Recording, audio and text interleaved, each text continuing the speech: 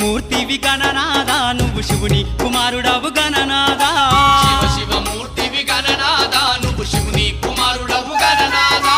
గణ గణ గంటల్ల గణనాదా నువ్వు గుణ గుణ రావయ్య గణనాదా శివ శివమూర్తివి గణనాదా నువ్వు శివుని కుమారుడవు గణనాదా శివ శివమూర్తివి గణనాదా నువ్వు శివుని కుమారుడవు గణనాదా